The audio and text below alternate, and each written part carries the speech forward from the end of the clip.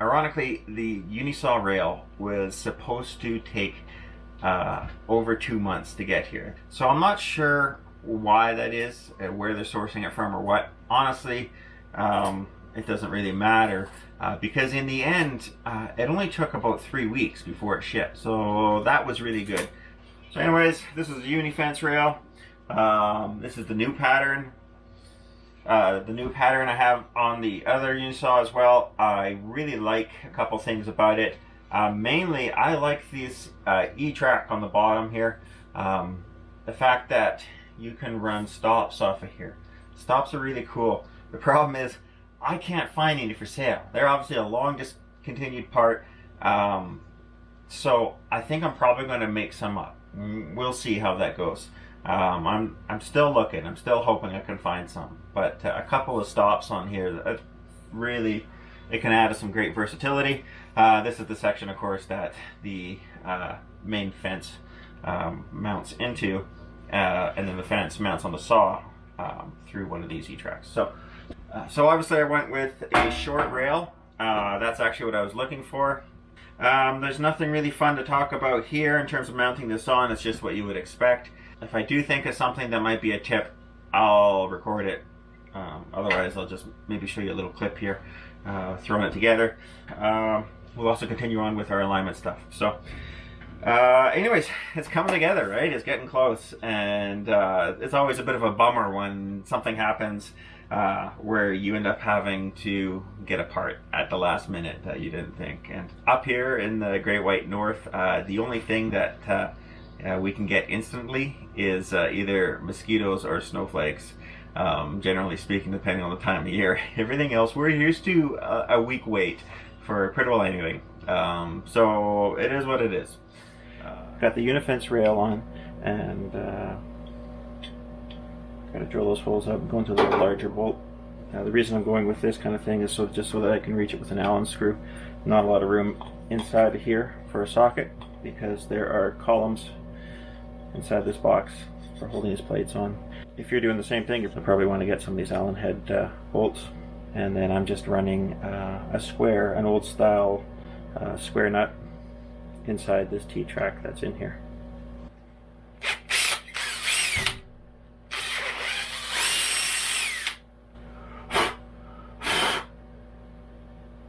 So I'm going about 50% larger. I was just a little worried about these things bending, not under normal use, but if I accidentally whack the switch with something.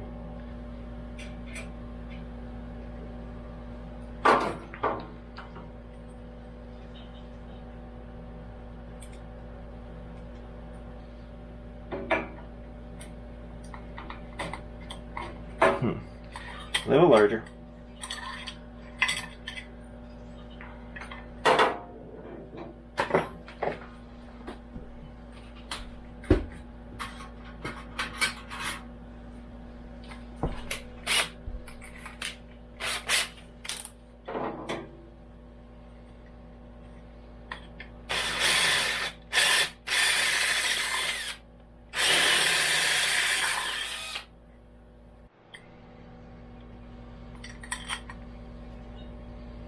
Looks too long to me, to be honest, but no, it won't bottom out, so okay.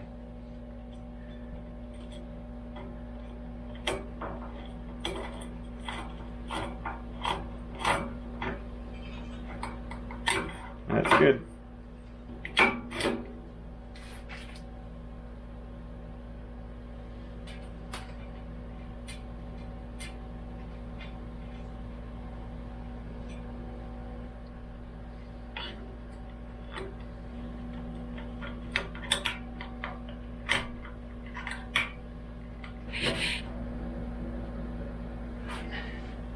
Okay, so the problem I'm having now is these nuts are not quite wide enough.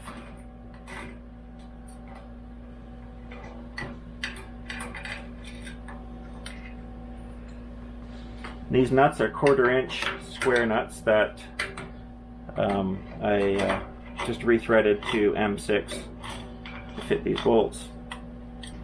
So I'm going to use a washer. The washer looks like it's wide enough. The problem with the nut is if the nut's going all the way to one side, it's starting to fall in a little bit, or fall out a little bit. So we'll try this with the washer now.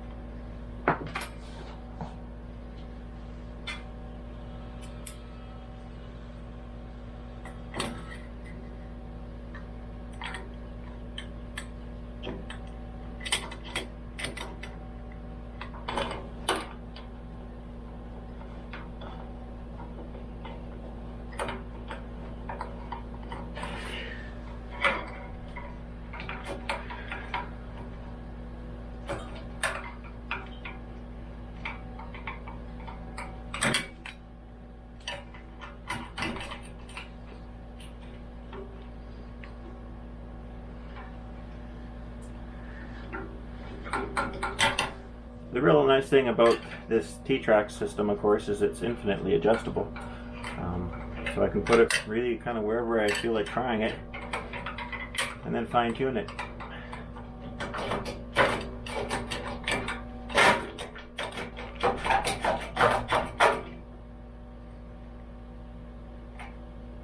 So if we put it here, and then we go full tilt,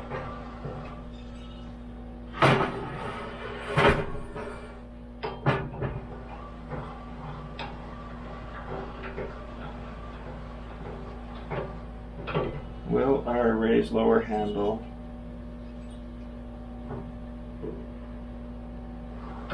run into our box? Yeah, see, that's gonna, it's not actually hitting, but that's gonna be a royal pain in the bum.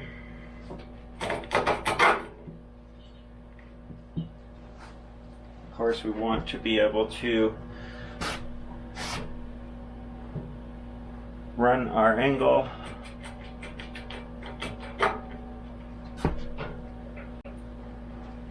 which can run right here.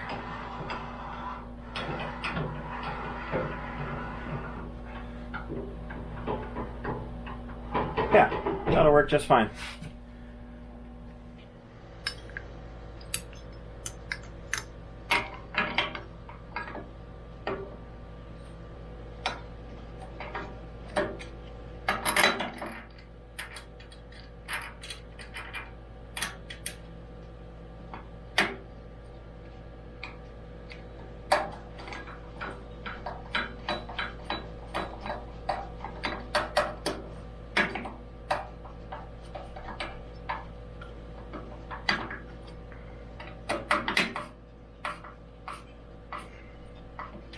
Okay, what are we bottoming on?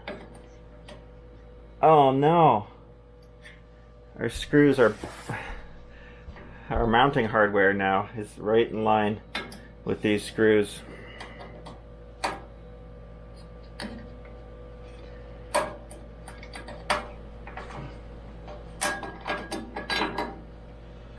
Oh no.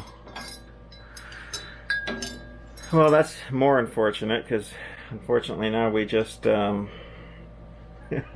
the screw. So, that's great. That'll make our day longer.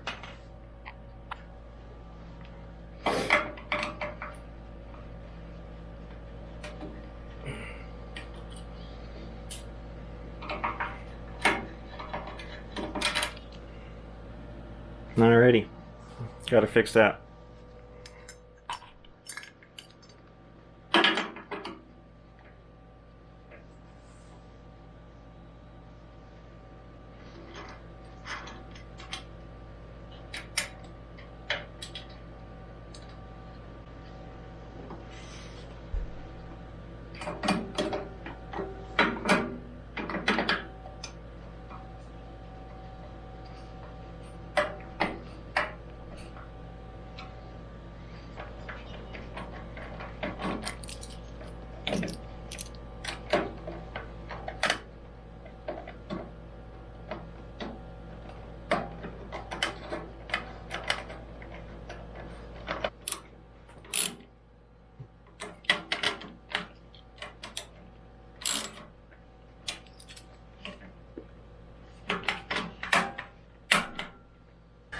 Alright, there we go.